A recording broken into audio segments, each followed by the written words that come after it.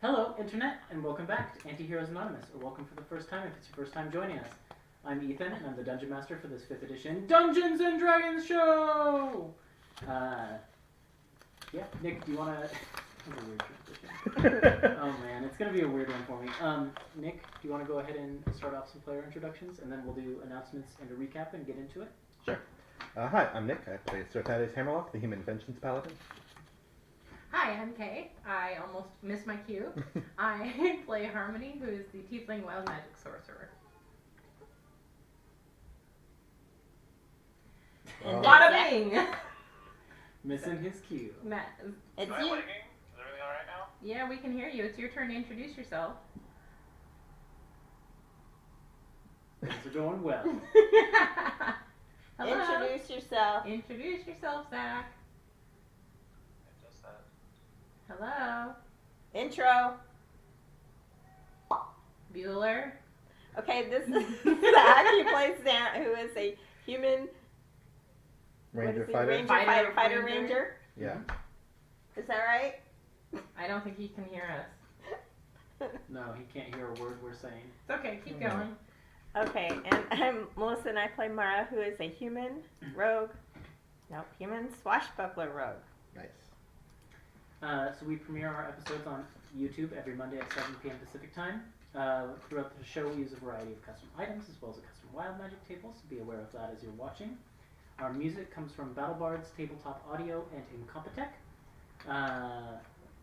The character portraits, which you can see in the top right-hand corner of the screen, were drawn by an artist named Carrie Peach, who goes by @CarrieDraws on Twitter. Other than that, you can check the video description for links and info to everything I just mentioned and more. And then, if you still want to know more about what we were doing in Win and things like that, you can follow us on Twitter @AntiheroesAnon, where we just posted some sweet fortune cookies. How to get your hell fortune, which is great.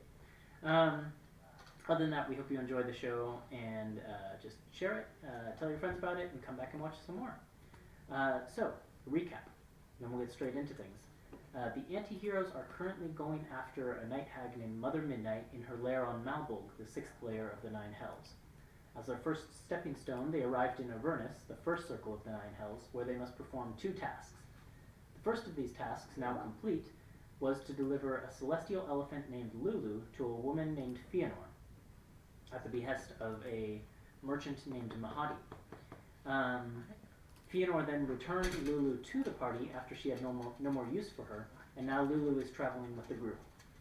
The second task the party was set with in Avernus was to recover the sword of Asanahan, which was last seen in the angel Zariel's possession. As part of that quest, they met with the warlord Mad Maggie, who offered to perform a ritual to dive into Lulu's memories and help recover that bit of her subconscious which was lost. And now, as part of that, the party has been magically transported within Lulu's mind, and they are currently in fierce combat with a group of fiends in order to progress further down the chain of Lulu's memories. So I'll just get some battle music, and then we'll go ahead and get started. And Zant is up first, so start taking a look at what you want to do. Alright, well, I was gonna do Action Surge and fire 6 attacks at the hit team. Okay. Yeah, to refresh, I guess I should refresh my memory of the since season. this is like a dream space, so if I use consumables, we don't actually use them. In terms of like your arrows and things like that, Magic no, arrows? it wouldn't use your arrows, I don't think. But Okay, other things I'm gonna like use 6 magic arrows then. like your action surge, No, probably trigger. magic arrows? No, I mean, You won't lose your magic arrows, but you'll lose your You're like... your class features if you use those. yeah. Yeah, that's fine. I care about that. I care about not losing Magic arrows. arrows. So Yeah, go to town. okay, here we go. Things I didn't think about. First attack is a 34 to hit. Yep. And then do you want me to just do attack the damage, or you want me to total everything out? Total everything out. Okay. if that's easier. I don't know. This is not very good. This is a 27 to hit. Still does it.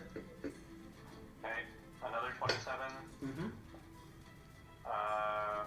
Like how you can hear the dice. 25. Yep. And, this is probably gonna miss. And you're still last. That's a 16. It's like the lowest I it think can it's go. random. 16, unfortunately. So, to remind you of the scene, there's this large, menacing, crimson-scaled fiend that is brandishing its mace at Thaddeus. Behind it, two fiends with feathered wings. The arrow, that last arrow, just goes and strikes against the pit fiend's scales and just glances off with a spark. Okay. I'm gonna do a Beholder Bowstring shot on the first one. That's a 4, so that is slow, so you have to make a DC 15 dex save or be slowed. 25. Okay, that's way higher than 15. Above average. And then I'm gonna do disarm attacks as well, so he has to make DC 20 strength saving throw or get disarmed. Does he even have a Let's weapon? just do one at a time. He has a big maul in one of That's his right. hands. Okay. Or a mace, Yeah. rather. Alright, so how So- many disarming shots? Well, I would like to do them just one at a time because Okay, I don't want to say makes like, I'll sense. do 4, right? If I do the first one, can we do that? Fails the first one, Okay. Well, Yep, we'll do so he that. drops the And mace. Then, which then goes crashing down to the ground and leaves a little impact crater below. Nice. well, so the first one's a disarm. The second one's going to be a goading attack, so he has to make a wisdom saving throw DC 20.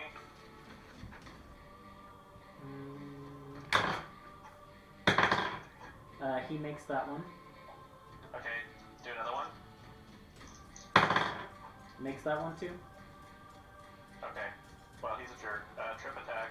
So he has to do a strength saving throw, DC 20, or get knocked out of the air.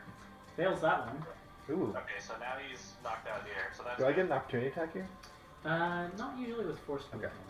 Alright. But he will go flying down 30 feet, so add an extra 3d6 to your roll if you want. Actually, I'll roll Okay, that. well, I can take care of it. I got it. Alright. So I need a total of damage now. Give me 1 second to do so. This is gonna be good. Yeah, it's going to be ridiculously high. So, Well, we'll see. I'll just- I have a calculator here though, so let me use that. while you're working on that, I will just sort of course he narrate the does. scene for the second. Sure. Zant has already placed the bow, and it just as if it were on solid ground. You're all kind of hovering in the air above this battlefield, but the bow still places onto the ground. He braces himself, takes a deep breath, and just one after another, in a span of 6 seconds, fires 6 massive arrows, all but one of which embed themselves in different places in the pit fiend. One of them catches the wing or the arm, and causing it to drop the mace down to the ground, where it impacts with a thud, just to the right of where Olympius and his companion are fighting in front of the fallen body of the angel Zerial. Then another one of the arrows clips the wing on the other side, and the pit fiend just, with a howl of rage, spirals downward and collapses onto the ground right next to its fallen mace, where it lays on the ground in pain, growling up at you. Damage. Okay, if he's alive, he will do that. I got 152. Still alive. Holy Alright, then you can growl. smokes. And that's all magic damage. Minus did you roll for the fall damage? No, you said you had it. Okay, then it's 9 bludgeoning damage for falling. Okay. Okay. And Good. that is my turn. Alright. Ooh. He's prone, right? On the ground? Yep, Mara. This creature is now, at this point, 30 feet below you. Can I put on my metal boots? You could. Do you want to just, meteor strike out of the sky? Are you playing Ocarina of Time or something? Put the iron boots on and sink to the bottom of the water. Is that what you want to do? Okay, there's nothing I can attach my whip to. You're kind of hovering 'Cause in we're- the middle of You're space, free yeah. flying already.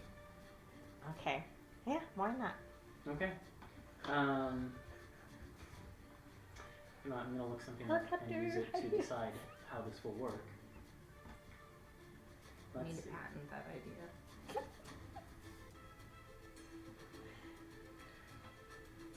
Okay. Melissa, what is Mara's dexterity? Is it +5? Dex is, yes, +5. So with your proficiency, that means Be plus 11, I imagine. right. +11. So 19. So it's going to make a DC 19 dexterity saving throw based on that. As you just come hurtling out of the sky towards it. Feet first. Yeah! Ooh, it's good at dexterity. Wait, hang on. I want to see. Ethan, Yep. I forgot to add 20 damage. Sure. Is that okay? Sure it is. Okay. It's from greater favored enemy. Should have taken 4 times 5, so that's 20. No. Yeah, you're thinking of like restraint. I think I am. Yeah. Either way, Exactly what you're looking for. despite being very dexterous, he's kind of like stunned from the barrage of arrows that just hit him, and he is not ready for it whatsoever. As you come falling down out of the sky, 30 feet. Let's see. Can you roll?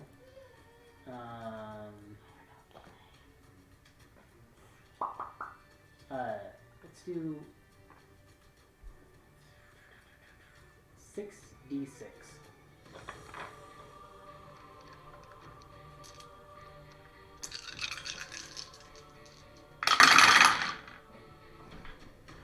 Ooh, it's pretty above average. That's above average. Okay. I'll take your word for it. 24.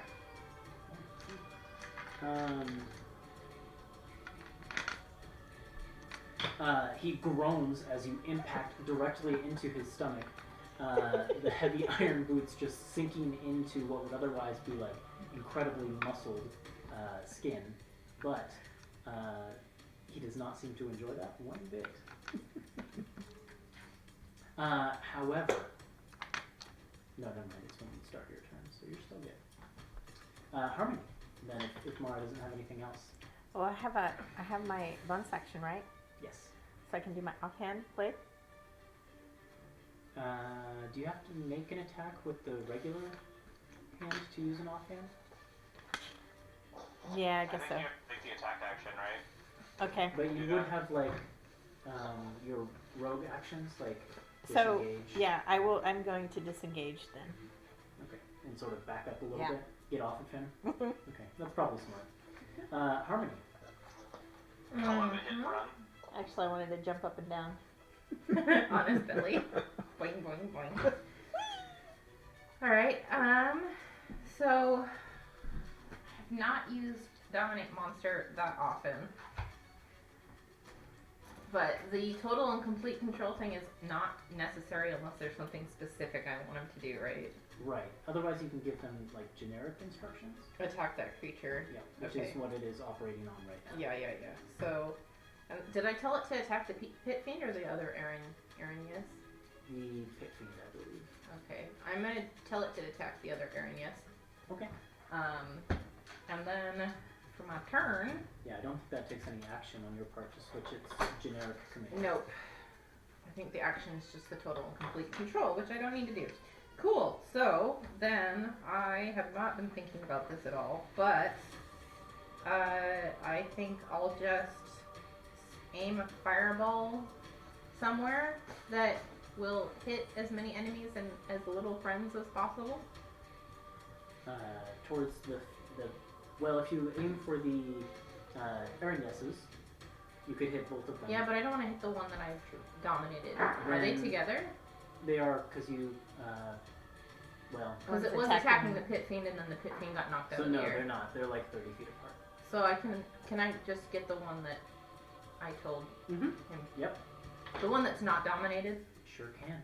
Cool. And I'm just going to do a normal level 3 fireball. And Would I know if they're resistant or immune to fire? You would know most devils are immune to fire, but you wouldn't know necessarily if these ones are. It's a most, not all type thing. Well, I'll go ahead and do the, what is it, the elemental adept thing? The hellfire. The hellfire thing. Okay, so you take 3 damage as your blood kind of boils with this hellish fire. Yeah.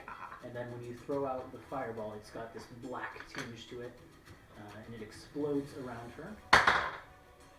She rolled pretty high.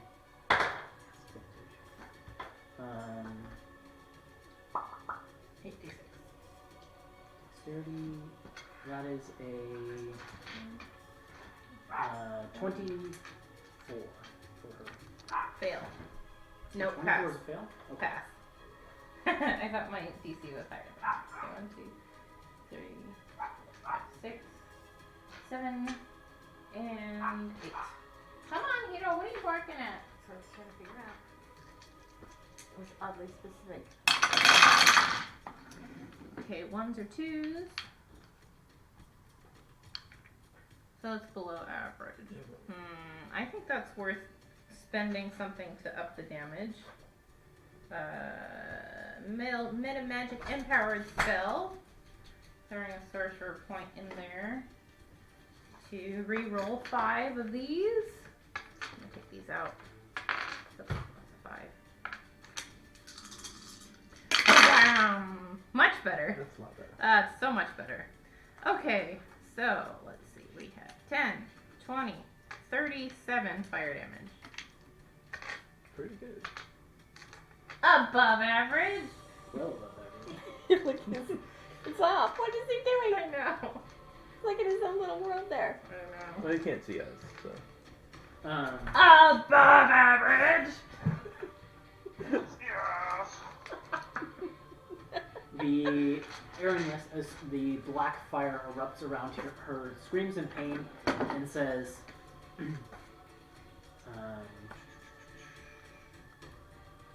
she doesn't say anything. She just screams in pain. She doesn't like that one bit.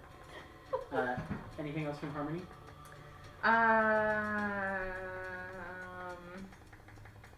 There's nothing to hide behind. Except I think I was hiding behind Zant last time. Right. So I'm just Yeah, gonna you are. stay behind Zant. Okay. Then it's Thaddeus' turn. Alright. Thaddeus is going to. I think he's clear of enemies Ooh, because the that was pit very close. fiend job in front of him. There is Yeah, an Aramis next to you, Mhm. but it is dominated by Harmony. Okay. So don't attack it. His new And you can see lady that mind. glaze look in his eyes. Yeah. I know, right? I'm gonna move like down toward the ground, but not all the way to the pit fiend. I just want to be in position so I can. So like 15 feet above it. Yeah. And I'm going to use my action to heal myself for 75 because I took a beating last. Oh yeah, I Session. forgot about that. Okay. Then the. Was there Oh anything wait, else sorry. for Thaddeus? And bonus action because Mara is kind of in reach of the pit fiend. I'm gonna give Mara my shield. Oh, nice. So the moonlight Don't need them. aura that surrounds Thaddeus at all times shifts over to Mara. So what does that do? It gives plus Yeah, 3 plus to 3. her AC. Yeah. Pretty cool. If that's all for your turn, the pit fiend then stands up, reaches down, grabs its mace off of the ground. Oh, I forgot. Okay. Mm-hmm. Huh? Oh, I didn't realize that he had been disarmed. But I guess that's right. Keep going. I totally could have just taken that away from him, but Could have done. yeah, I was not thinking. Sees its quarry escaping, since Lulu and the other angel are flying away and are now well beyond its reach, and says, "Oh, you'll pay for that." And I think the closest person to him is Mara at this point. Yeah, that's why I gave you the bonus. So he strides over to Mara, and I'm going to make a bunch of attacks. A bunch. What's your AC right now? So that'd be 21. Anyway, that's pretty good. Yep. Plus you have uncanny dodge. So bite is 24. Claw is higher, 32. Mace 23. And tail is 28. So they're all Can hits. I bend luck on the 23? Sure. So which one was that one? Mace. -3. So 20. So that's a miss. Misses. Thank you. The You're bite welcome. comes in and kind of grips onto Mara's shoulder and like holds her in place, and then the claw comes up to scratch, and you see it swinging wide with the mace to bring it around for a really heavy blow. And Harmony, you just kind of tweak the fabric of reality just briefly, and it swings wide. Okay, so for the bite, Reality. you're gonna take 22 psychic damage, and then you need to make a Constitution saving throw. Uncanny dodge, though. Wait, Yes. why don't you... Okay, I don't know which one's going to be the hardest hitting. But you can uncanny dodge one of them. Yeah. I'm trying to think which one the bite's going to be the... I don't know which one is better. Okay, what am I rolling? I'm sorry. Constitution saving throw, and you would get Thaddeus's bonus. Yeah. So 8, Plus 2. 10, 12. No, No. your saving throw. Oh, it's the same. Plus 5. So plus- 15. 15 total. So, in addition to the damage you took, you are now poisoned.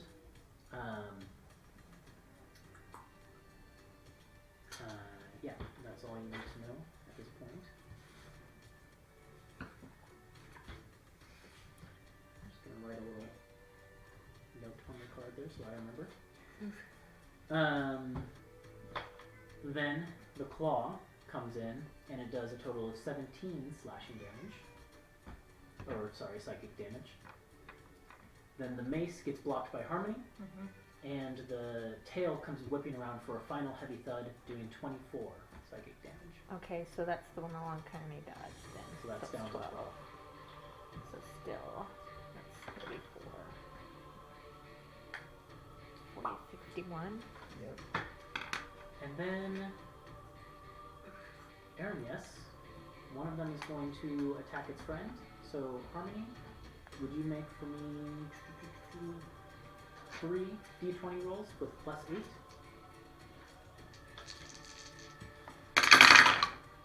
Oh boy. One's a natural 20. Yeah.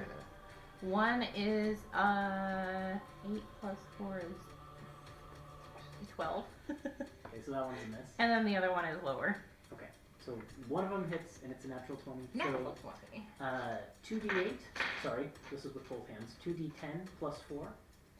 2d10. I feel like that crit was like getting caught off guard. Yeah, I pretty was I not rolled really expecting low that. for him last time too.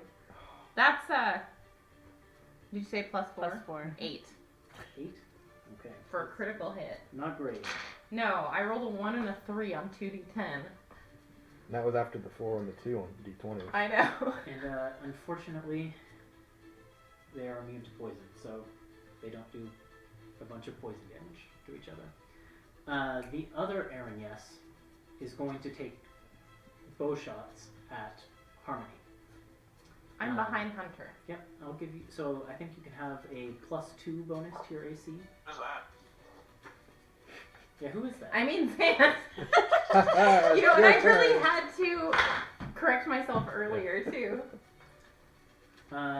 So it's 2 big misses with a 14 and a 21, and then a natural 20. Wait, So- a 14, a 21, and then a natural 20. So you're just screwing with me when you said 2 big misses. And a good hit. But the 21 would hit because my AC is only 19. With bonus. Oh, She's the one that has the shield, not me. You said I you had got a plus 2. also, yeah, when I so say it's 21, 19. I meant 11. I was like, nothing on here is as high as a 21. What You am I said talking about? 21. Yeah. Anyway, the Yeah. crit. I was Okay. like, No, it was like do a- I have to use shield or not? But I No. can't because I bend luck. Anyways, I guess I actually have to roll damage here. Since it's a crit. Okay. How many do you have any resistances to poison? Sure do. Okay. Then you will take 11 piercing damage, or psychic damage rather. And then what is your Is it just poison resistance? Yeah, I'm resistant. I have resistance to cold damage and poison damage, and I have advantage on saving throws against being poisoned. Okay, that'll be important in a second. How much? I'm sorry. How much damage? 11 psych. Okay, you automatically look at me. He's busy. With your resistance, you will take 12 poison damage, and then you need to make a Constitution saving throw, which you'll have advantage on. So this is against being poisoned. Yeah. This one. Constitution. Oh boy, thank God for the advantage. So that's real high. That's a 25. Okay, so Is it a 30? no issues with poison. Huh? 30? 17 plus 8. It's fine. Oh yeah, 30. Even better. But then I have to make two Concentration checks. Yep. two concentration checks, but both of them the DC is 10. Yep. Okay. She's already put 1 dice in jail just for your benefit. Zach. Okay, so that is a 12 on die. And that's a 12 on die. Perfect. Okay. Okay. Now we are back around to Zant. Not Hunter. Zant. Yeah, who's that? I'm Alright, sorry. How's the 15 looking? Oh, not good at all.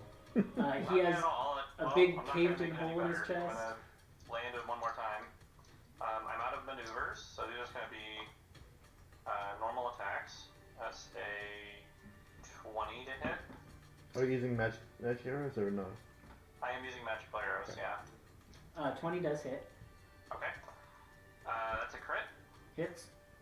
and that is Of course it a hits. 25. Hits. Okay. Here we go. Let me Should I just sit here Oh, silent? yeah, I'm What gonna do you use want? the- What do you want from me, Kenny? Zant's practically soloing this thing. I just want you to say miss on a crit just to kill us. I'll do it when you crit. He has to. I got disintegrate. Oh boy. He has to do a Yes. con saving throw. Unfortunately, he's good at these, but we'll see how he does. 29. Not 29. 19. I need to. So add- Jesus. She's adding 10 to everything. I know. By 21, I'm at That's, 11. that's weird. Ethan, when you, You know, I when had you a crit, dream like was that a this. 10 or a 20? It was a 20. Okay. these are all or nothing, right? I had a dream like I told this. you guys. Yeah, it's all or nothing. All right. Let me get my stuff here. What is so funny over there? We're just laughing at Ethan. Thinking how bad he is at math today. I see. He keeps adding 10 to everything. That someone said Dungeons Well, and we'll Dragons just all do it and then it'll be fine. It'll even out. teaches you which of your friends can do voices and which of them can do math. Yep. And which of them can do neither? That's me. So that's 91 damage. It's not even an action surge. No. That's all magic.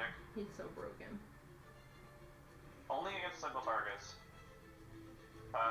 He's still alive? Still alive. Oh my god. Finish him off, Mara. Don't think I have anything I can really do with my bonus action to help with more damage, so I guess that's it. Okay. Mara, at the top of your turn, because you were poisoned, where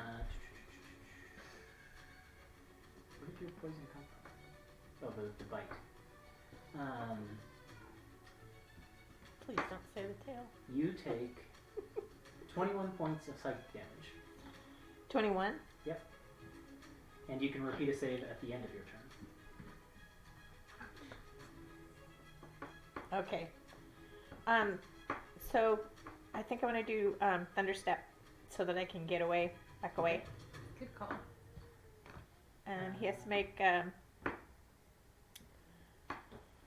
Constitution. Constitution. Yep. And I know he wrote that down somewhere. He's good at these, but it rolled a natural 1. Yeah? So that's 14. Nice. Are you sure it's 14 and not 4? Guaranteed it's 14.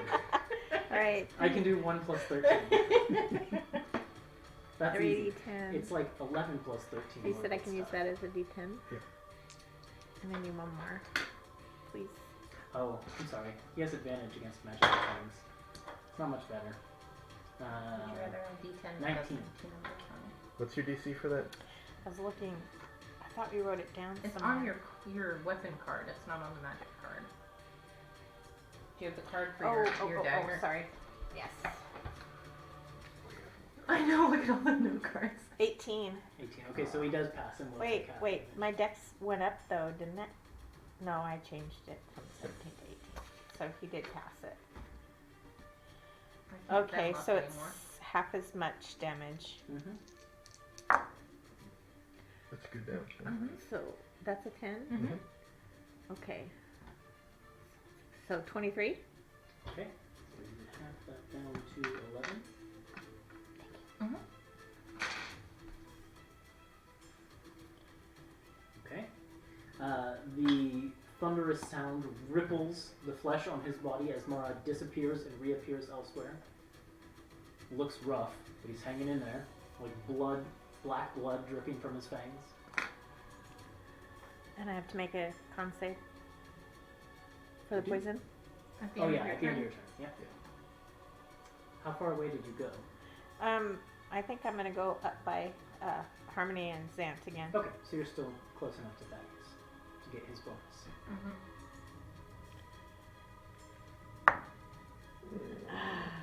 Natural 1. Still poisoned.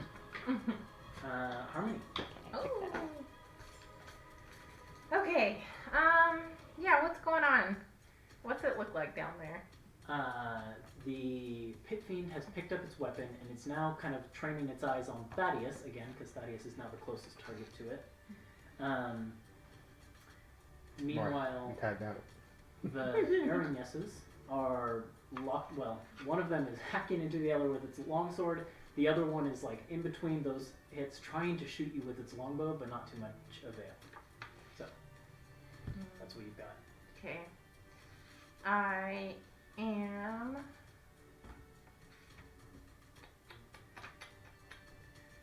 I think I'll take total and complete control this time of the Arignes. Okay.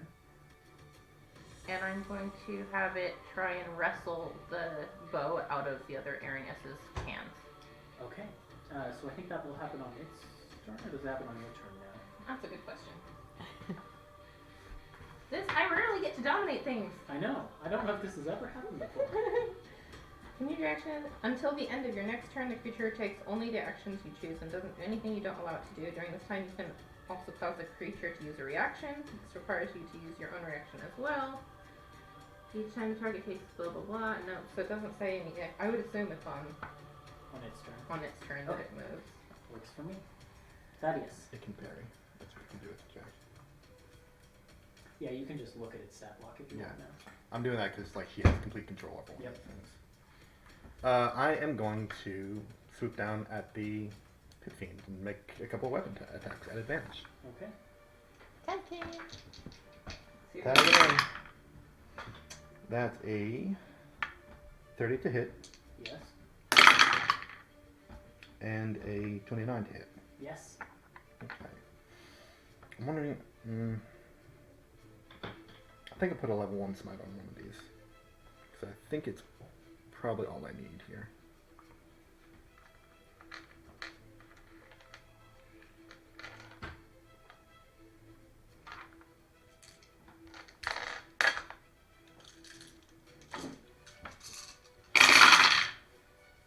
Good damage. Wow.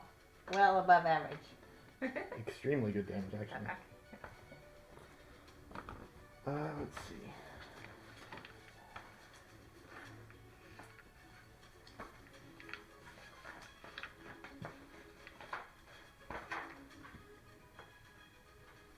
$55. Oh wait, sorry.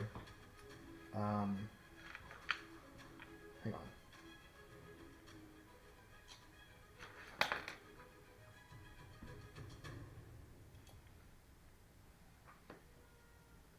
$39 radiant damage. Okay. And 32 cold damage. Alright. What does it look like as this thing is killed? Yes. Swooping in to kill steal from Zant. Okay, please Trophy! I think that is just like shouts out that like in the real world you may have power, but this is the mind of a creature of its own hand where I rule and just like plunges it in. And as your sword explodes with the light of the moon, that light overwhelms the entire dreamscape, and then it is darkness again. I would like to very quickly Yep. touch Mara and remove her poison. Oh, okay. But she backed away. Oh. She did. However, But you might go get to her, maybe? What, can he bounce? Well, we're flying. however, as the moonlight washes over the battlefield and then it is replaced by darkness, you find yourselves no longer in the same scene that you were in before. Mm. As the pit fiend's howls sort of pain and death echo out and fill the space, you find Lulu's dream space transitioning to something new entirely. Mm. Let me find my notes on this section.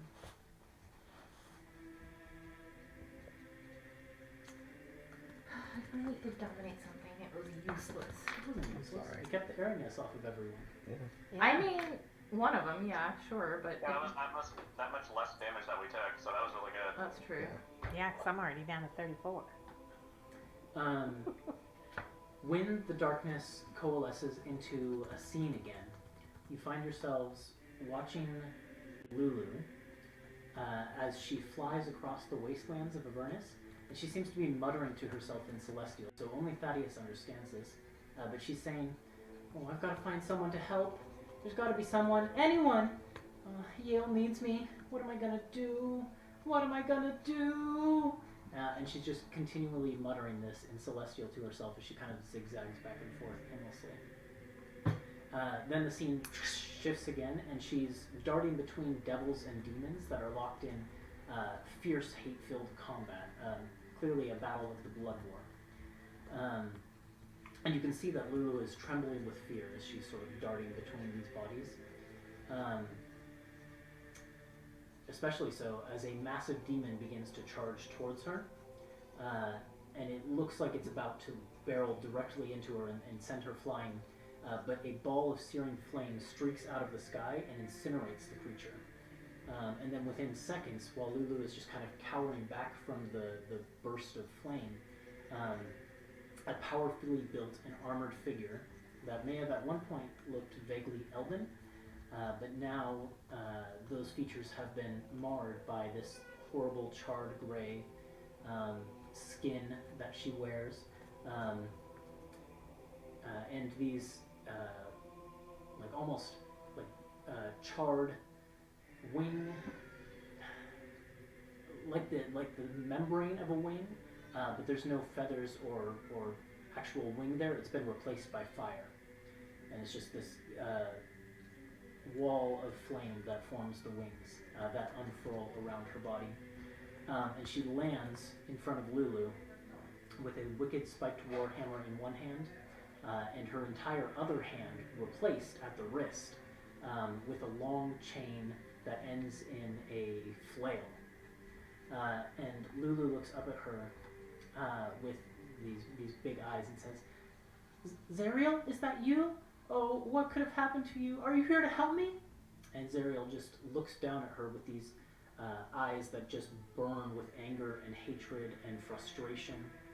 And she says, "No, Lulu, I'm not here to help. I don't know how you've escaped my detection all these years, but I'm here to cleanse this plane of your foolish optimism once and for all in the name of Asmodeus." And Lulu just whimpers and says, I don't understand. I'm your best friend, Zariel. You're my best friend, and you're a kind person. I know you are. You have to help."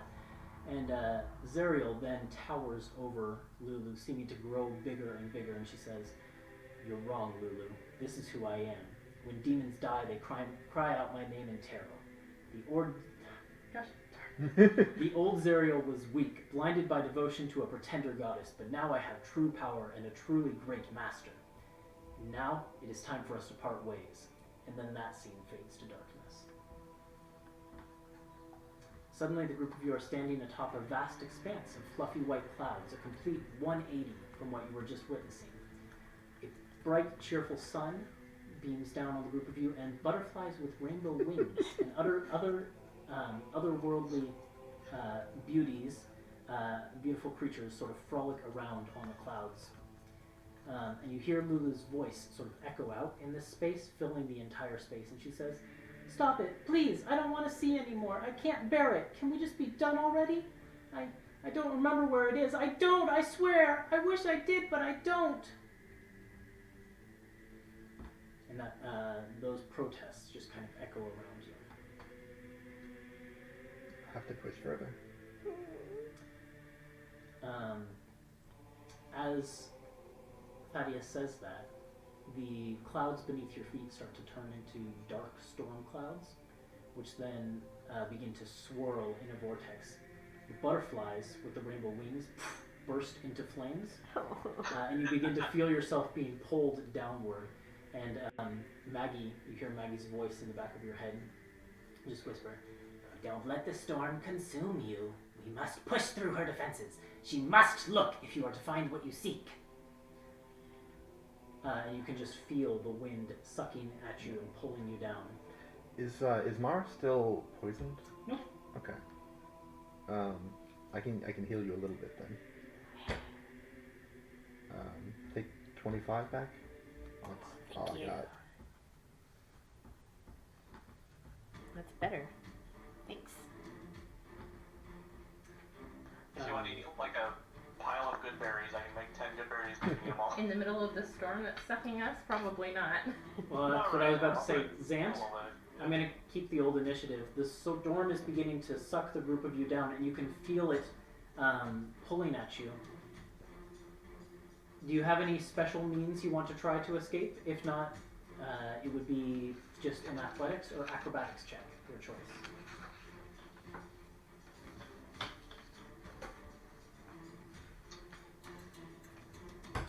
With a difficulty C.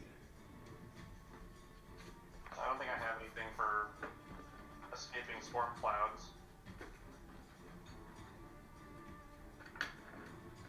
I mean, keep in mind you're in a dream space, so you kind of have the potential to mold things to your will if you wanted to, if you got a creative idea.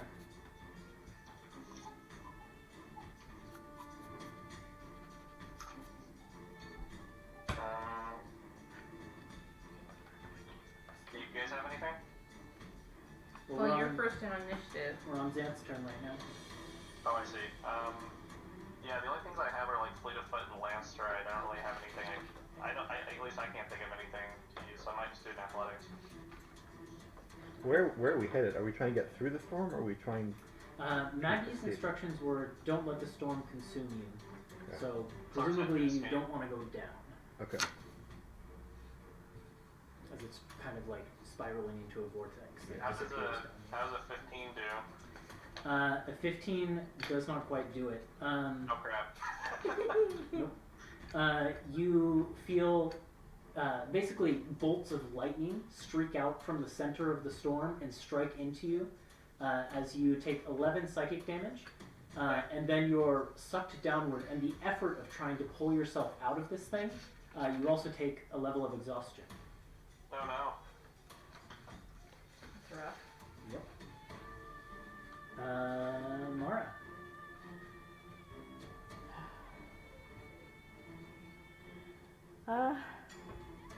If I cast fly, it'll take 10 minutes, right? To cast it? Casting fly is an action. No, Oh no, it lasts. Lasts It lasts 10 minutes. Yeah. That's what I'm gonna do. Okay. With that, I think you can make your athletics or acrobatics check at advantage if you want.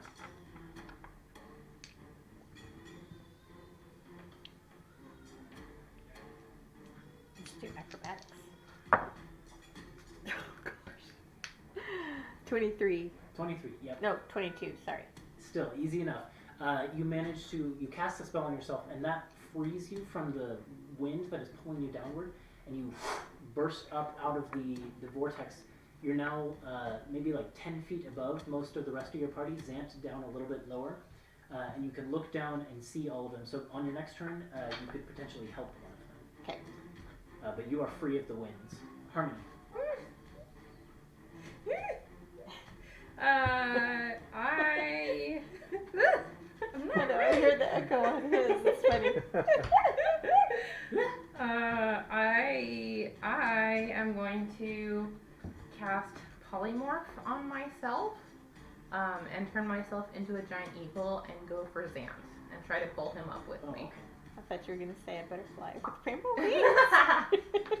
No, giant eagle. And wild magic goes off That's what I like to hear. because that was a 1. Oh boy. Second one into the jail tonight. That was the same one that rolled a 20 earlier. So it rolled a 20 and then it rolled a 1. Just keeping all things in perfect balance. He goes in jail because you're like, what have you done for me lately? Exactly.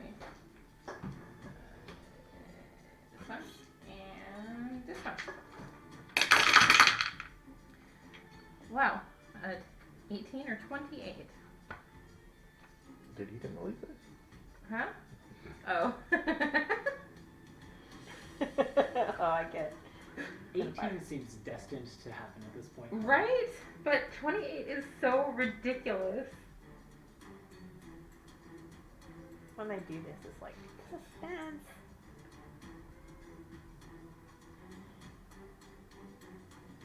I mean, 18 is also pretty ridiculous. That's true.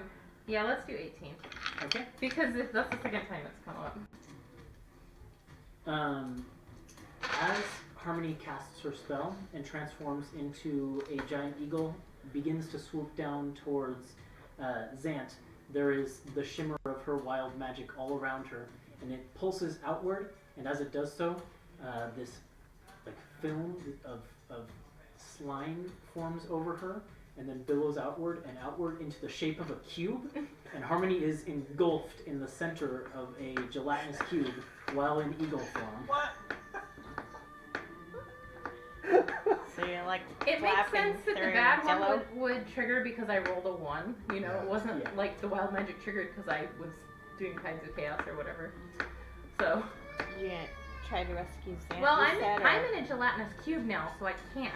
No, but I mean before. I wrote Thad, but you meant Xant. Yes. Okay. I said Xant, I think. Okay, I wrote Thad for some reason. I feel. We don't know if Thad needs rescuing yet. Also, read 28. So as an eagle, can you make a dexterity saving throw for me? Sure. I don't. Hold on. Yeah, that's why I was reading that, going, what?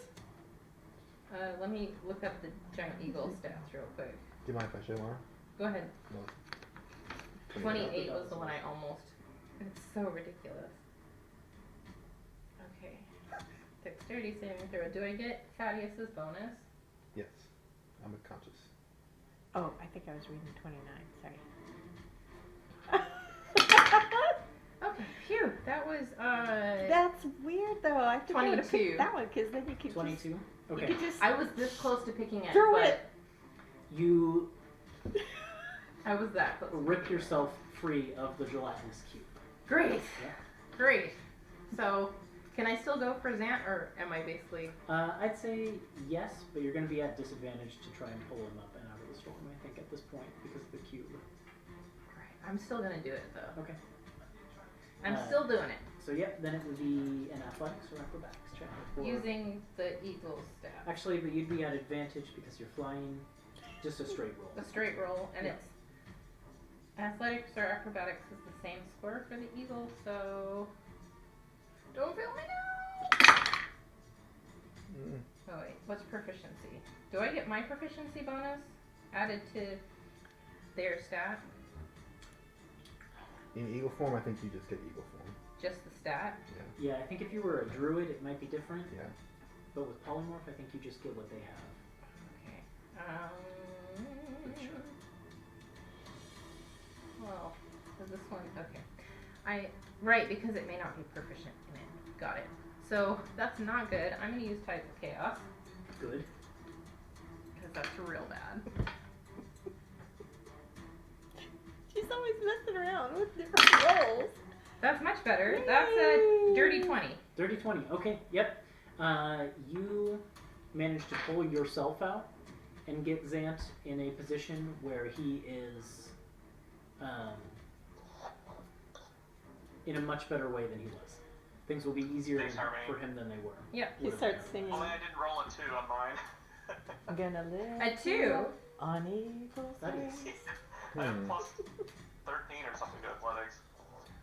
Oh boy.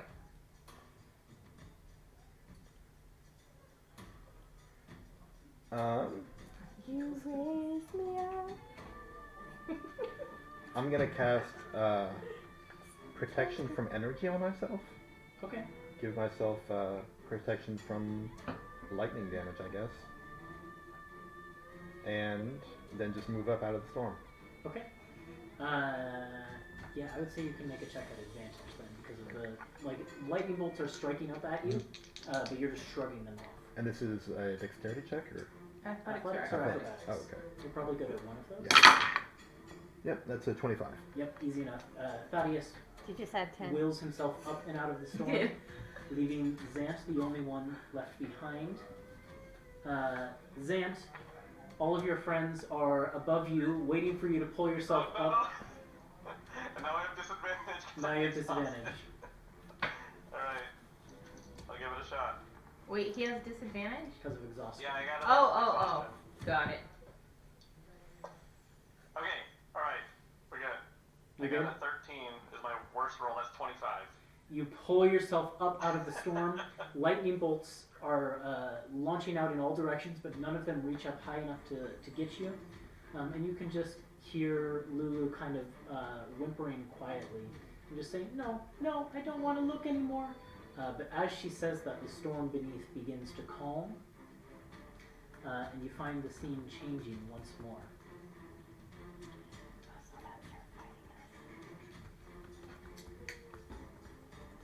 Music.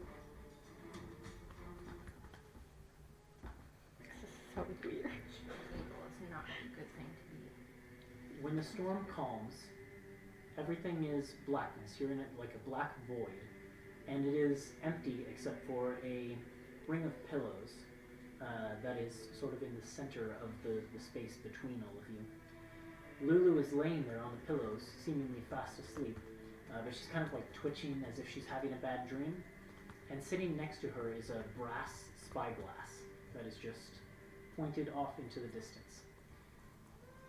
Lulu kind of wakes with a start, looks around her, seems to relax a little bit, and then finally notices the spyglass and kind of walks up to it curiously, kind of feels it with her trunk, and then pushes her eye up against the eyepiece and looks through it. And as she does so, the scene zooms forward, and you find yourselves back out on the plains of Avernus. And you see Lulu and the angel who you know now is Yale are soaring across the plains in what seems to be sort of a panicked state towards some unknown destination. The sword of the Sanahen is wrapped in cloth in Yale's hands, and she is kind of cradling it gently. It looks like her and Lulu have sustained some pretty heavy injuries at this point. But you can tell at the rate that they're flying, they're kind of like their wings are injured and things like that. They are burnt out. And behind them, you can see all the hordes of hell and the abyss chasing after them across the plains of Avernus. And Yale turns to Lulu and says, "We aren't going to make it, darling. We need to do something quick, or the sword will fall into the hands of evil. We must get it out of here, for Zariel." And Lulu looks up at her and says, "Well, we could do..."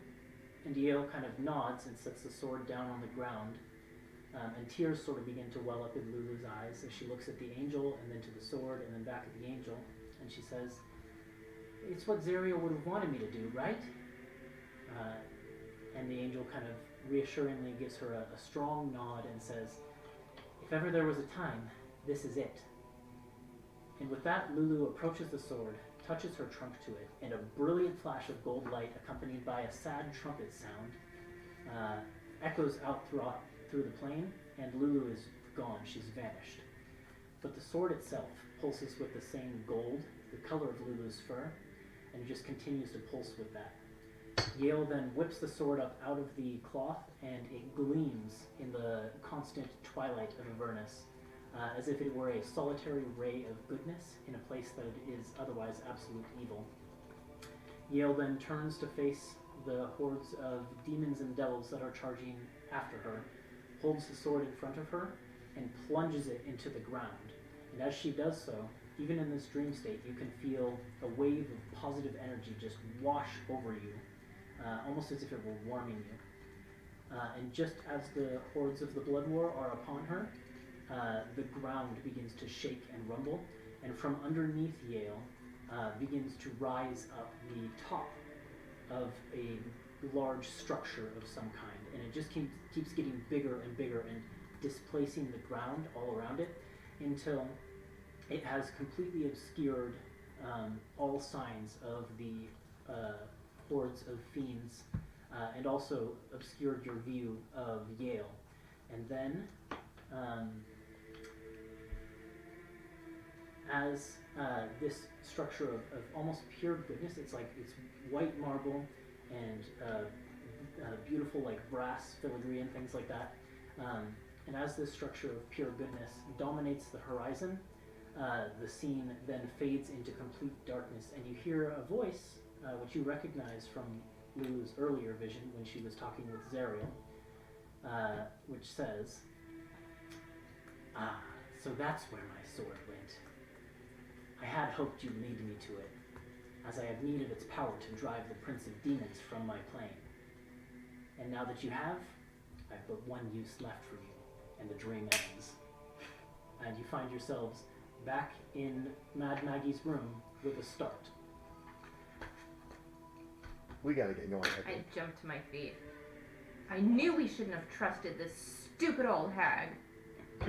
I kick over the incense pot, scatter ashes everywhere. Mad Maggie, as you all come out of the dream, just kind of like is sitting on one of the cushions, and she has this look on her face of just like utter bliss, as if everything in her world is perfect.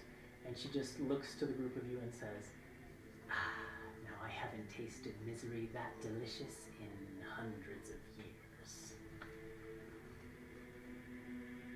And she's kind of, her eyes, which were previously bugging out, are kind of, they've aligned, and they're almost positioned as if they were normal eyes. You know, they aren't looking in different directions.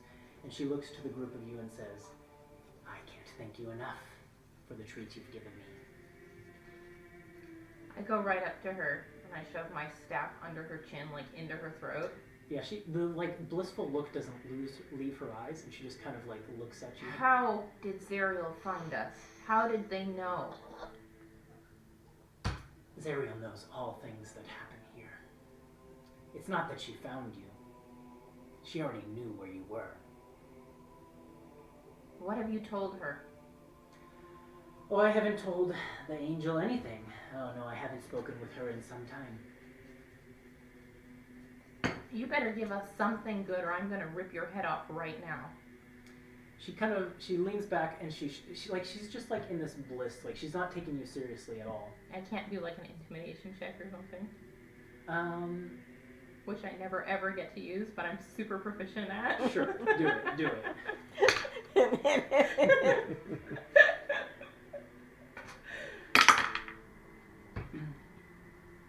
That's a dirty 20. Dirty 20? Okay. She leans back, so she wasn't taking you seriously, but then as you kind of like make that proclamation, she leans back and looks up at you and says, "I don't know what you want from me. I unlocked the memory. I showed you where the sword is." We need to be off, and we need a soul coin for the fuel. She turns to Thaddeus and says, "Yes, of course, fine. See Chaka and Clunk. Tell them I'm giving you one of the demon grinders." Thaddeus runs off to find Chuck and Clunk. Is there something I can break on the way out? When she set up the ritual, there were those 2 skulls that she set out, and then said, I don't think my sisters will mind if we borrow some of their intellect or something. She said something weird about her sisters. There's those. Great. There's all of her trophies from Zariel on the wall.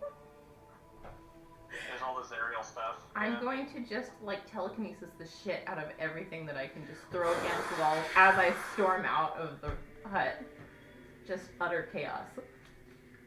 Zant and Mara, who are still in the room, you can see that Zariel has just kind of, or not Zariel, Mad Maggie has kind of like put her arms behind her head and is just staring up at the ceiling with this like contented look on her face. Like she doesn't care at all that her treasures are being thrown around the room. She's just seen exactly what she wanted to see. Huh. Well, we'll leave. I'll leave after Harmony and Thaddeus. And she calls back to you, and as you're leaving, she calls and says, "Don't be a stranger if you ever want some information on some other, oh, I don't know, hags within Avernus, perhaps, or other layers of the Hez." Can I just like raise my middle finger up as I'm walking back? Oh! Yeah, you don't see her reaction. Does her house look flammable? No, because it's like built into Into a the cave, stone. right? Like Yeah. it's a cave. Never mind then. I just keep storming out. So yeah, you guys find yourselves back out in the sort of junkyard area. You can see Mickey, the infernal flesh golem. You can see Chukka and Clonk working on an infernal war machine. Yeah, I want to go up to them and tell them that Mad Maggie said to give us, what was it? A demon grinder. A demon grinder. I think this is the wrong music.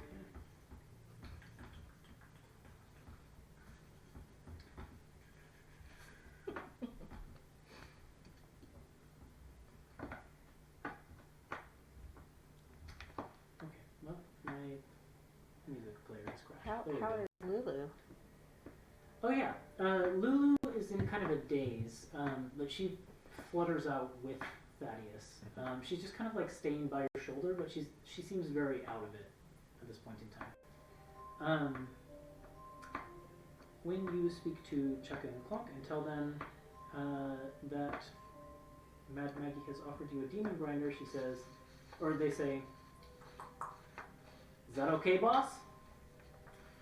We have permission. And Chukka looks to Clonk and says, "Keep him there," and then walks off to one of the other caves. And while Clonk is waiting with you, he just says, "Let's watch for just a moment." And then there's just kind of like awkward silence. Yeah. Before you hear... In the silence, I would ask Clonk, did you fix what you were working on with me earlier?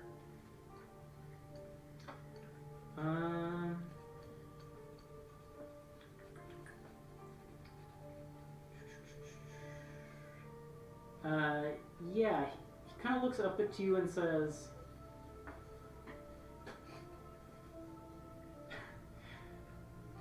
yeah, he says, that one came up out of the toilet.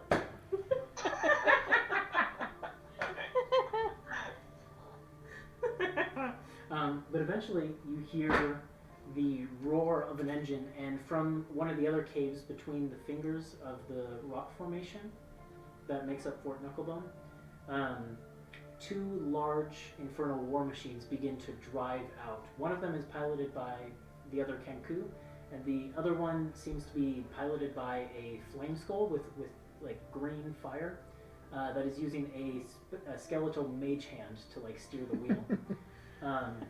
Weird. And the 2 of them kind of come out, and they have these like big chomper apparatuses on the front, wrecking balls on the back. But in the place of harpoon launchers, one of them has these like large, nasty, organic-looking, almost like organs attached to hoses.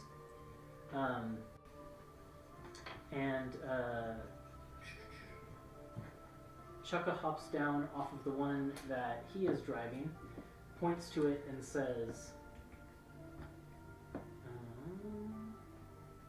where did it go? the misery machine, and then points to the other one and says, what did I decide this one was called? Oh, that's right. Joyocide! Just points to the two of them. Misery machine and Joyocide. Misery machine. And then says,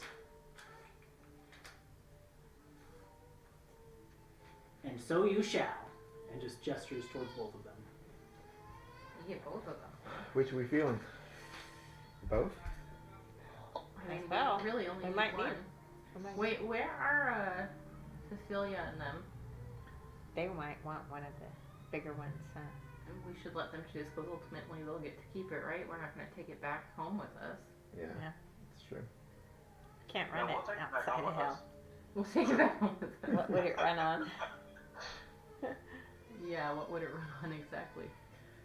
So let's see which one they want. That black icon. They are over by their scavenger, but if you want to pull them over, Yeah, I'll just call it. We're leaving. Come over.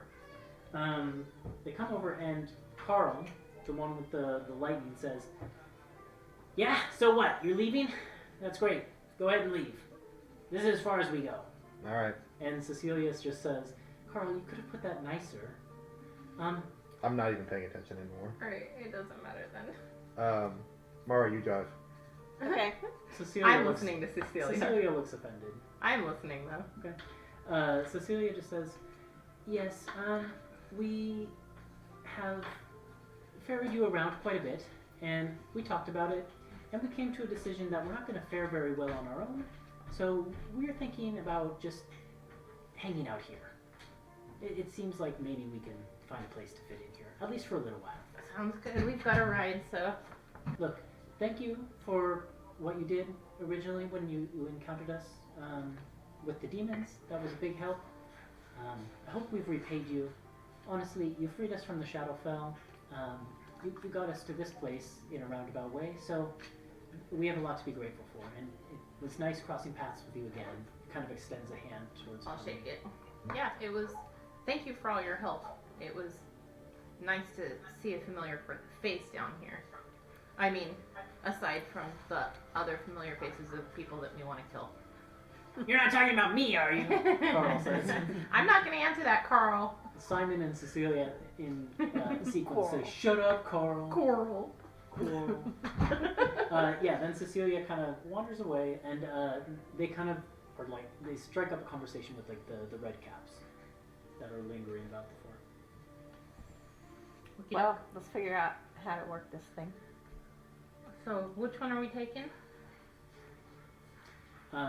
There's the one, Misery machine The misery machine is the one. with all the armor.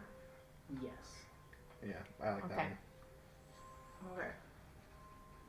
Misery machine it is. Let's load up and go. I like that name better, anyways.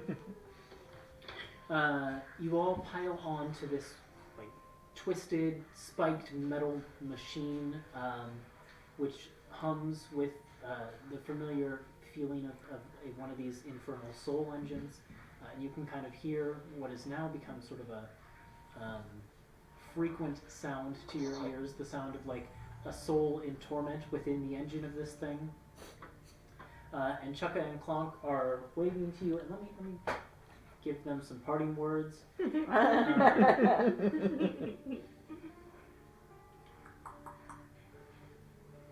They say,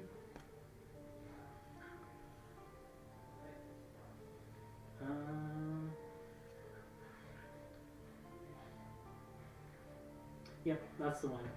As the machine is roaring towards the gates of the fort, and Chukka and Clonk are waving, they say in unison, good job! Way too much money. Next time, 2 dragons. And that's the last words you hear from them as the machine roars out the gates of the fortress. Who's driving? Yeah, I'm driving. I'm gonna tell Thad, no backseat driving. Remember, you're the one that asked me to do this. I'll be busy with the weapons. Did you pass around the mishaps table as well? I did not. If a mishap happens, I will roll on it. Okay, I kind of wanted to see what the one was if you fail The engine rupture. pouring the ichor into it. It is the engine rupture, I think, and it's Yeah, not engine good. rupture, yeah. That's all you need to know. Oh, that's Yeah. Yeah, I think the way you drive these is you just think of where you're going and go. Okay, so do I know where we're going? You've seen it in the dream. Okay. Yeah, Lulu kind of flutters up to you and sort of sits by your shoulder and says, I think that I can guide you where we need to go. I feel, I don't know, a weird tug, I guess. Sweet. You want to feed my rat again? No, quite frankly, I don't. Okay, then let's go. Okay, and she just kind of points her trunk in a direction, and then as you follow that direction, you know she'll point in a different direction with the trunk. And you are off across the fields of Avernus. Is there anything that the group of you would like to talk about, to discuss? Or do you want to sort of just shorten, like time skip the time it takes to travel? I'm gonna be reading my book. My con book. Okay. And being very standoffish and not really wanting to talk to anybody, basically. Does anybody try to approach Harmony at all? No, but I will at some point go apologize to Lulu for putting her through those memories. Oh, it's okay. You needed to see them and we're friends, so. Plus, I think things will be better when we get to where we're going. Maybe. I hope so. It hurt to see Zariel like that again. I'd kind of forgotten. You know? Mm-hmm. I can sympathize. No, I think I'll talk to her a little bit about Gavin. Oh, okay. She listens to that with like caring attention, sort of like nodding and chiming in here and there. Claire being so loud, taking her bath. Weird. The wailing of the damned as he traverses the wastelands of Avernus. It's the soul coin. She complains when you put a shirt on her, like the sleeves part she doesn't like. Makes sense. Yeah. Yeah, Sleeves are bullshit. Lulu listens to your stories about Gavin and kind of nods and sympathizes and says, so, what are you going to do? I mean, he's family, right? You've got to love family. Right. But it sounds like he's gone the wrong way. Well, we may get a trial run about what I'm going to do with Gavin when we meet with Zariel. What do you mean? I don't answer the question. Okay, she takes the hint, which Lulu might not have taken the hint before, but she's like all somber right now, so she's like, oh, okay, I guess we're done talking. Yeah, I'm going to hang out at the wrecking ball. Okay. Just swinging it around. Practicing with it. Okay. It's got like a joystick, I think. I think I would be bothering Mara for some of the ride and Cannon! what to do and point at buttons and things like that and Let's levers. smack him away. Stop it! Stop it! Yeah, and I'm like, oh, what's this one though? We're weaving already. Just keep messing with her. But it would be kind of fun to make Thaddeus seasick on land.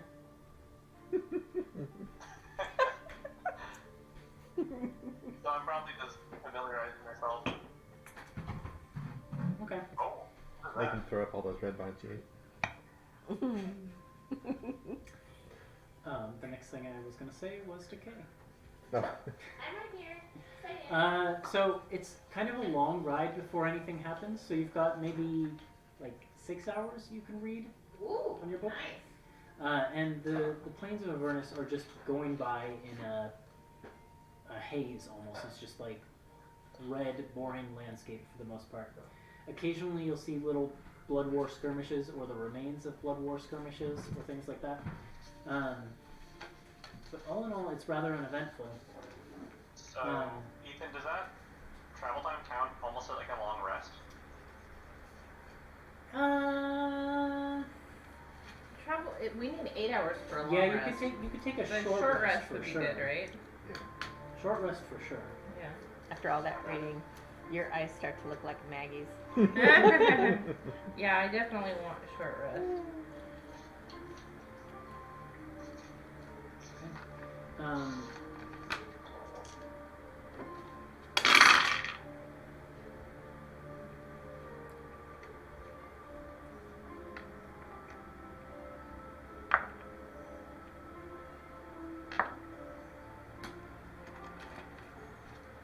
do you guys want to do dice? Is that what you're doing? Yeah.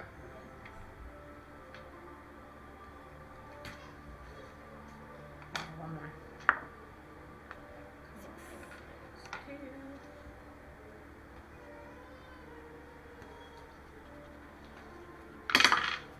Damn it. That's better.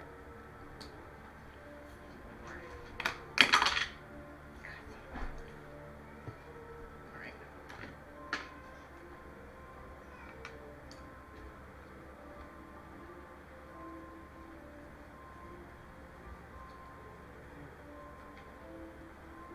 Let me know when you guys are done. I'm done. Yep. I'm ready. It's several hours before anything happens, and I think that probably the ride kind of lapses into a bit of silence, because Lulu, there's something obviously up with Lulu, and no one seems like they want to go talk to her too much, so she just kind of like drifts by Mara, pointing the direction, but not really saying or doing anything else.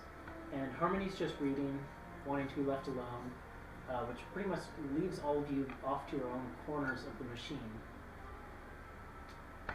When something comes into sight, you see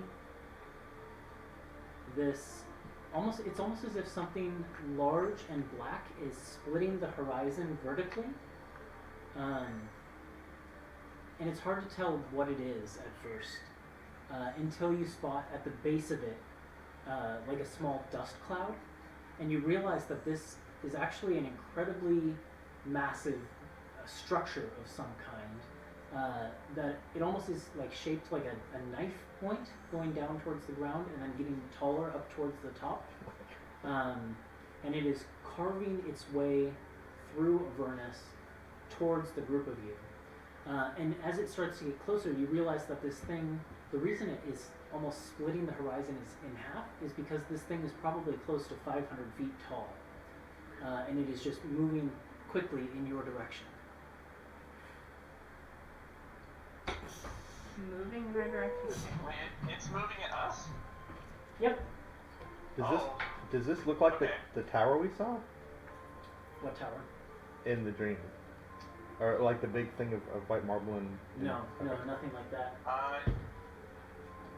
I look through my scope and get a better idea of what it is? Just a second. I'm just gonna put this art here for you to see. Don't read too much on that page. Okay. Ooh. Wow. Zant, as you look through your Can you scope, see it? Is that the you can actually see that it is almost a machine of some kind. But it is huge and it is towering and it is flying. And what you realize as you look closely at it is that it's made of like dark iron plates. And it seems to also have like entrances and exits onto it. And you realize that it is a vast flying fortress of some kind that is making its way towards you. Ooh. Directly toward us. Oh boy. That must be one of Zerial's flying fortresses then. Okay. Yeah. Huh. Does this machine have a burrowing action? Let's go underground. Who wants to play chicken? Yeah, right. But you gotta start How flinging high at in the it. air is it? How high in the air? Yeah. Like, would we pass under it? Or is it gonna, like, would we No, like the bottom, like knife point tip of it is scraping against the ground of Avernus, so it is basically like carving its way across the plains. Oh, crap. Okay. Okay. Can we, like, alter course? Does it, like, try and correct it? That's what I was gonna question. ask. Mara, if you sort of like jerk off course a little bit, the machine itself also tilts a little bit and begins to like head in the direction that you go. This thing is still, I mean, at this point, like several miles off, but you can see it because it's so tall. Harmony, do you think you could teleport us inside that? Inside that thing? It's a moving target, but maybe. I was gonna ask Mr. DM if can I transport objects with teleport or just creatures? You've asked that before. I think. Let's find out. Like, if I cast teleport, can I bring our war machine with us, is my question. I know what you're getting at. Because my idea was just to, like, take us from this side to the opposite side and keep going. Without having the to... thing is that we have a contract with Zerial, so they can't attack us, right? That's true. Sure. And we know that's her fortress, so... As you mentioned that... Maybe we should play chicken with it. as you mentioned that, Moloch from Harmony's shoulder chimes in and says, I think that would actually be a very bad idea. One of the conditions of the typical passport contracts is that this rarely ever actually comes up, but it seems relevant in this specific case. Get to the point, Molly. Well, the archdevil that the contract is with is well within their rights to break that contract at any time. Well, that makes sense, I suppose.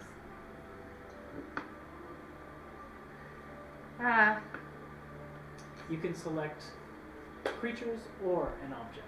But not both? Not both, according to this. If I transport the object we're on, do we go with it?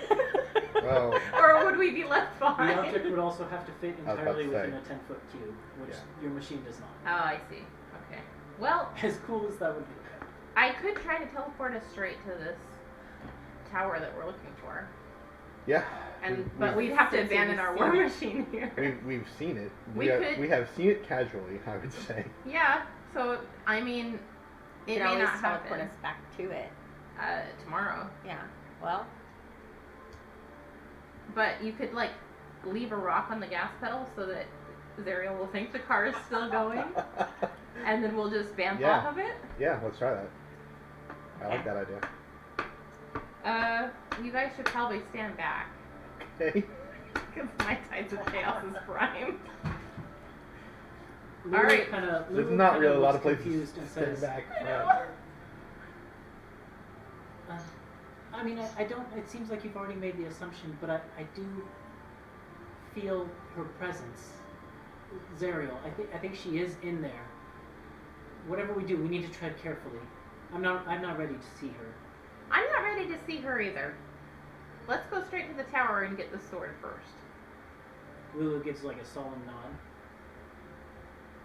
Alright? Is that the plan? Are we going with it? What's the plan again? We're Harmony- teleporting to the top? No, No, we're teleporting to our destination. Oh, just straight there? Yeah. Oh, okay, that's fine. Yeah. Trying to. There's no guarantee that it'll work. Okay, yeah. It's like what? It's less than a 50-50 shot? It's Oh, a it's little, about a little 50. bit better than a 50-50 shot. I mean, We yeah. could go off target, and that's about a 60% chance-ish.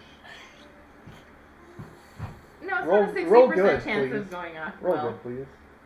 yeah, okay. Yeah, okay. Well, what should I roll first? That or wild magic? I think can anybody help you roll? the percentage, because wild magic, well, No. wild magic happens at the space you're leaving. Yes. That's what we decided. Yes. So let's do wild magic first. Okay. Alright.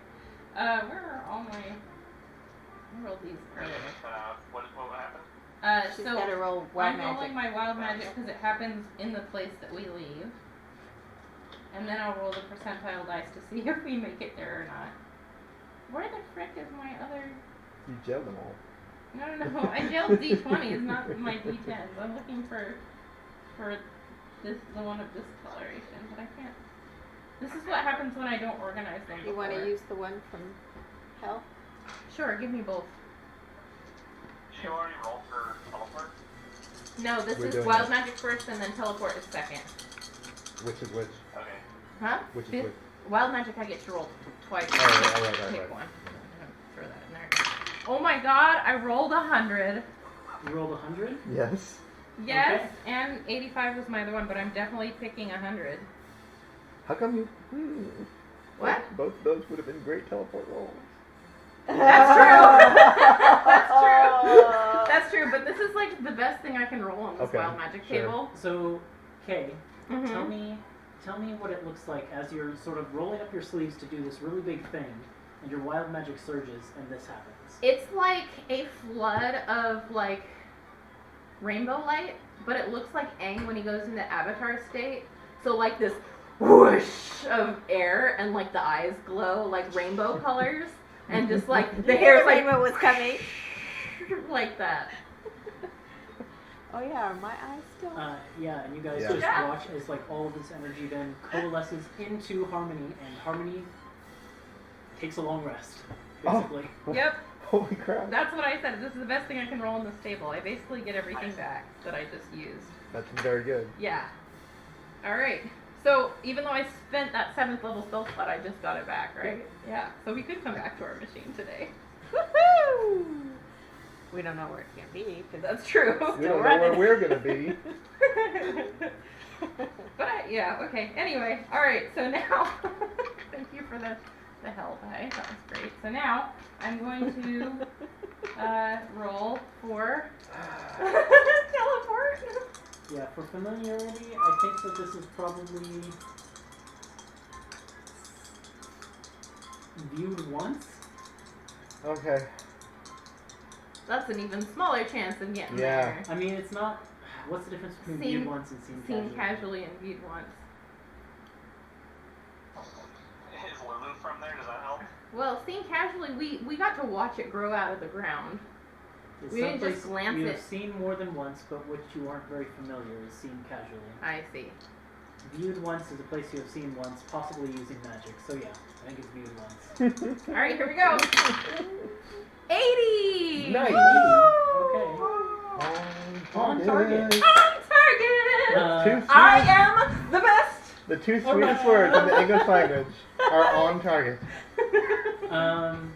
The That was only a rainbow, 25% chance of working. Wow. That was great. the rainbow magic coalesces around Harmony, then bursts outward as all of you kind of group together, ready for the spell to occur, and you feel that familiar pulling and sucking sensation, and there's that moment of doubt. You don't know whether you're going to land where you want to land. But then I go into the avatar state and I'm like, I got this, guys. Yep. And you find yourselves, when all of the rainbow colors ceases and the nausea from the teleport dissipates, you find yourselves in quite an interesting location.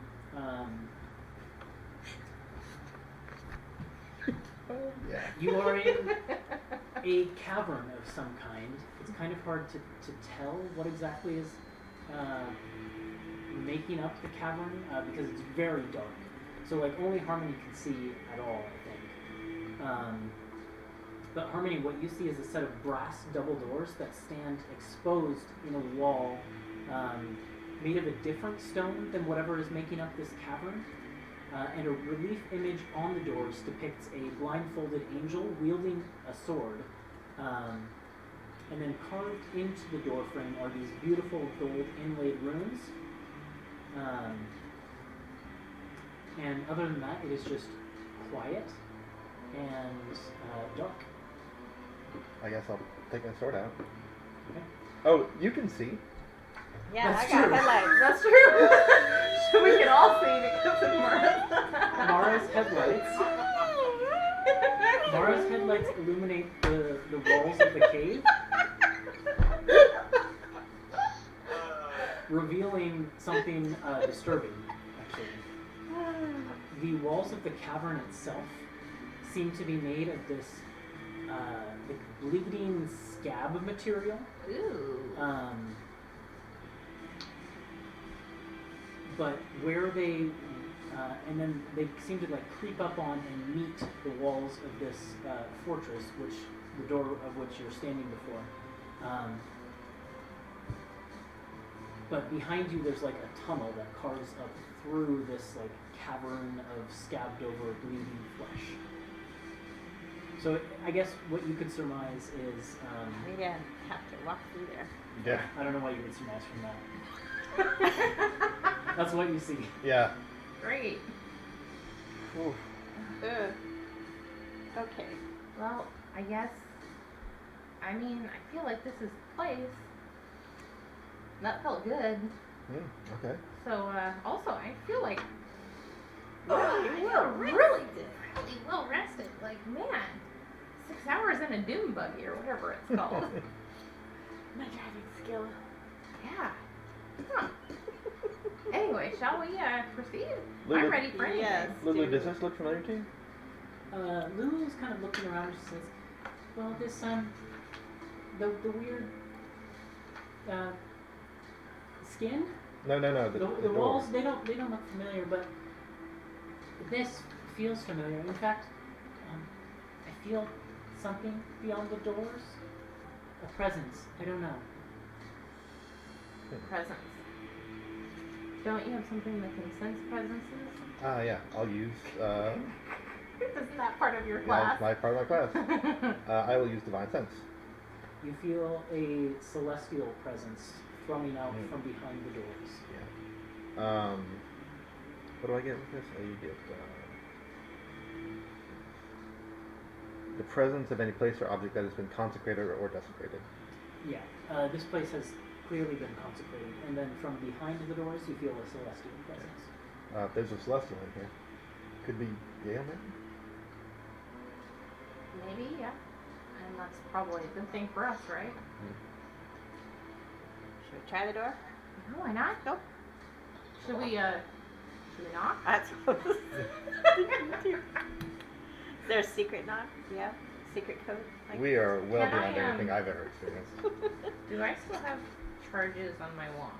I do. I would like to cast Detect Magic. Okay. There is an aura of abjuration magic around the doors. I wouldn't just open the door. I think there's a spell on them. Lulu says, as you say that, I think there is, but I think if you're with me, it'll be okay. Alright. Come on, Lulu, and I'll try It's just a feeling. I'll try the door. As you walk up to the doors and sort of put your hands on the handle, you see that those runes that carve around the door are actually words in Celestial, and it says, "Against evil we stand united. Only the pure of heart can part these holy gates." Well, Sadie, it's too bad for you.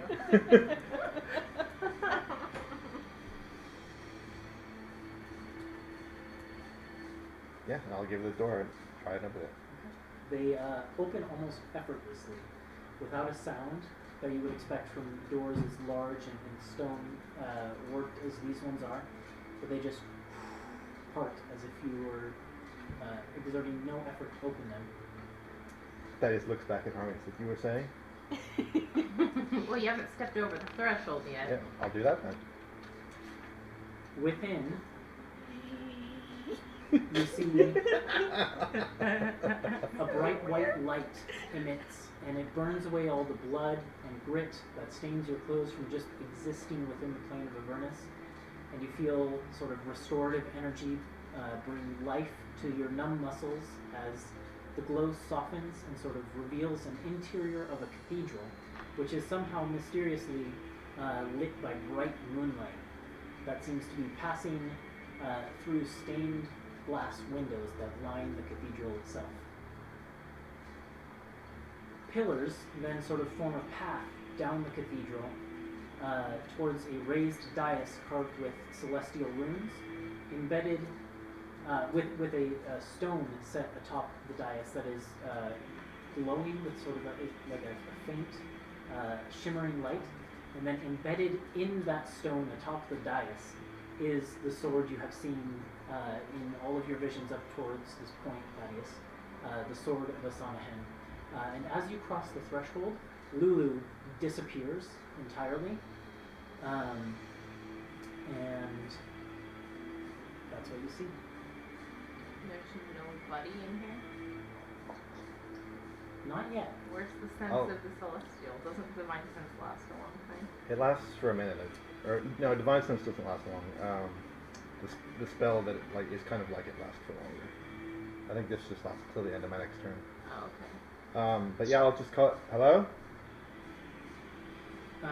You hear sort of a faint sound of movement from the back of the cathedral, and stepping out from behind one of the pillars is the female angel that you've seen in visions of Zariel's charge into the Nine Hells. She looks almost identical to how you saw her in the final vision when the Citadel was created. Like, the armor that she is wearing hasn't been repaired or restored at all. And there's still injuries to her limbs that seem to have lasted, though they're like scarred over at this point. And she looks at the group of you, and she walks around the sword, positions herself in front of it, and says, "Who are you? How have you opened these Citadel doors? No one was supposed to be able to do that." Oh, I'll raise my shield. Since I was sent. She looks at your shield and she says, "Impossible. Asanahen wouldn't do that. What do you mean? She wouldn't send anyone here to claim the sword." She did. I've received several visions before of Asanahan giving me missions, and this came like all the others. She kind of like puts her hands behind her back and begins to sort of pace around the room and says, "You don't understand. We saw this coming. You. I saw this coming. We talked about this last time. She says, "You don't understand. I've had thousands of years to think about it, and it's the only thing that makes sense. Asanahen didn't send Zariel into the Hells to just watch over the blood war. That would have been pointless. No. She made a judgment call. She knew that Zariel would take up her sword. She knew that she would plunge into the Hells, and she knew it would be lost here. That's what she wanted. She wouldn't send you for it. She wouldn't.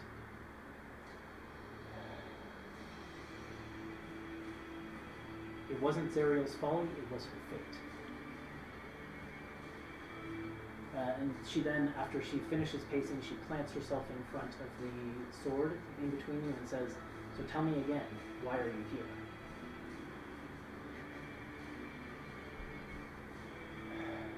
Well, if we're not here for the sword, we're at least here to defend the sword. Zariel is going to come. She knows it's here now. That startles Yale, and you can see that she's shook by that. And she sort of She's looks... speaking common, by the way. Yeah, she's Okay. speaking. Just wanted to make sure that I wasn't metagaming. No. She made the assumption that not all of you speak Celestial. And she says, "What, you've led her here?" Not on purpose. She knows everything that happens here, and when Shaking her head and sort of like she's rubbing her temples. we found the location, she knew it too. So she's coming for the sword. You're sure of this?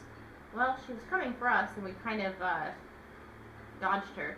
So I don't know how much time we bought, but If she claims the sword, she'll destroy it. Give it to me. I can't do that either. well, I mean, what's so special about this thing? She looks dumbfounded at that and kind of looks to Thaddeus and says, "Do your friends always ask dumb questions?" They don't really kind of understand what's going on here, I think. "Child, this is the sword of a deity." I'm not a child. Hey, Ethan, can I be standing at the door and, like, listening and looking for any other people coming or intruders? Yeah, sure. Everything in the caverns leading up to the entranceway to the Citadel is quiet. With your passive perception, you don't hear anything. Listen, Okay. if you want help to protect the sword from Zariel, we can get it out of here. She kind of nods and says, I look at Thaddeus and I say, look, I feel great. I can vamp us right to where we left our guide. We can get nervous sticks and we can get the fuck off of this level. And then Zariel won't be able to follow us. Not without trespassing on another yeah, step of she's nodding domain. along and says, okay, so if I send the sword with you, and that's a big if at this point, I still don't trust you. What's not to trust?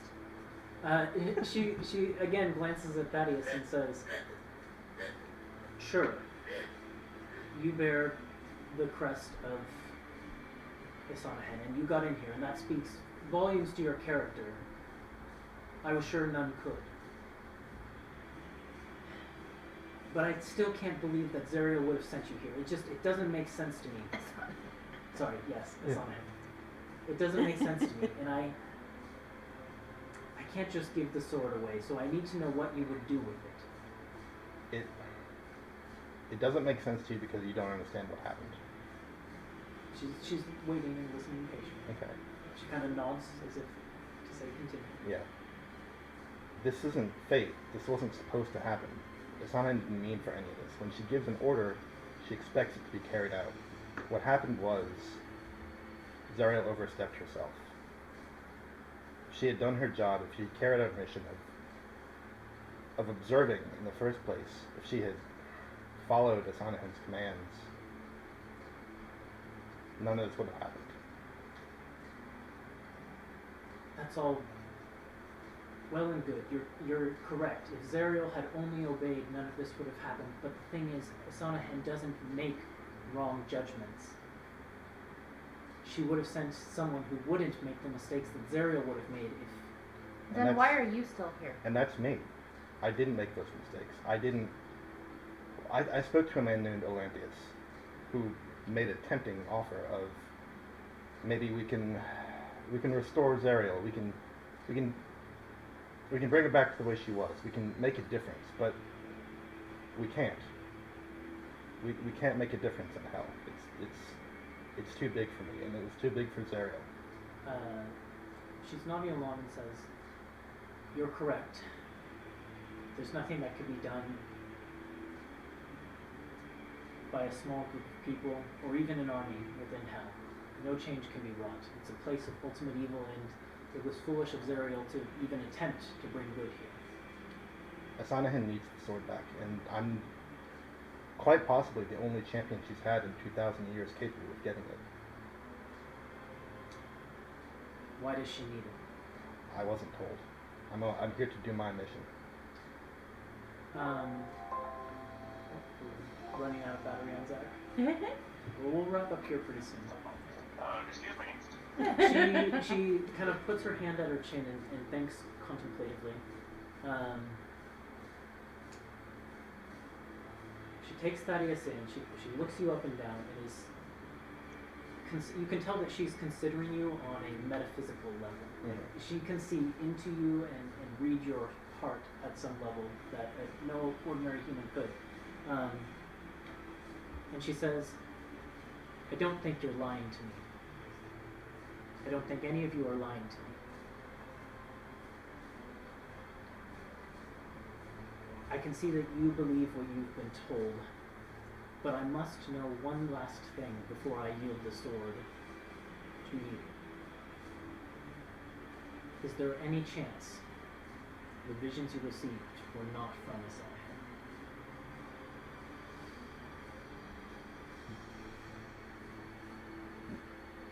Who else would they be from?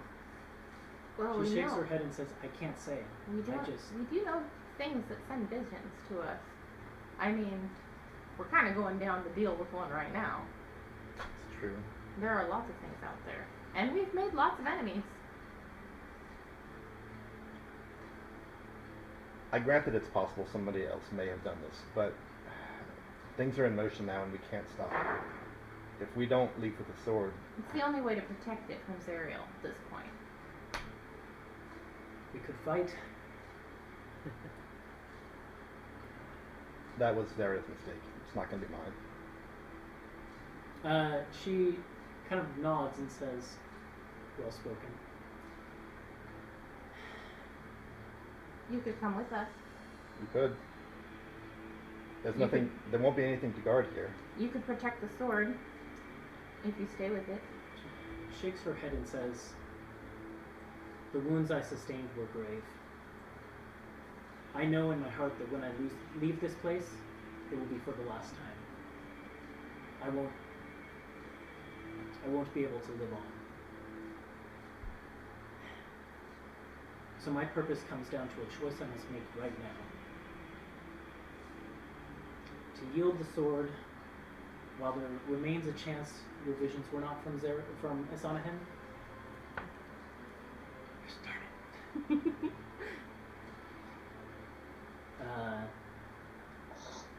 She And said put my same faith point. in the group of you to protect it, even in such a scenario."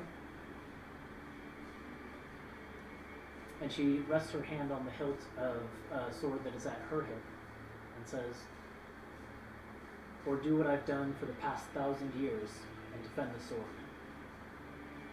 And I would like Thaddeus to roll a very important persuasion check Okay. with a very high DC. All I right. can't help. Because I've been chiming in.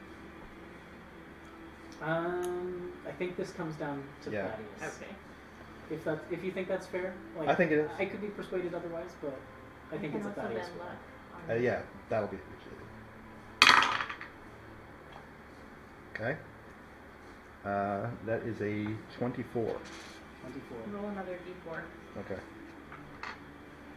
Come on, Thaddeus! This turns into a 28. 28. Nice. Her hand tightens on the hilt of her sword for a second, and then she releases it. Oh. Well, it's okay. We're wrapping up. I can get him on my phone real quick. Hold on. She releases the pommel of her sword with sort of a deflated sigh, and then steps to the side to stand next to one of the pillars, her wings drooping downward, and says,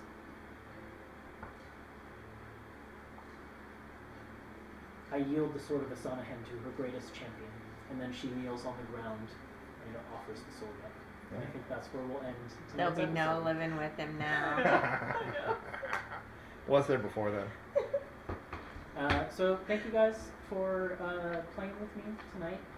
I know I was kind of having a weird night, but I appreciate that you stuck it out. We all did. That was great. Yeah. I think we will have a pretty cool episode next episode. So thank you to everyone who tuned in to watch. Hope you'll be back next week for more Antiheroes Anonymous. We'll see you then. Bye. Bye.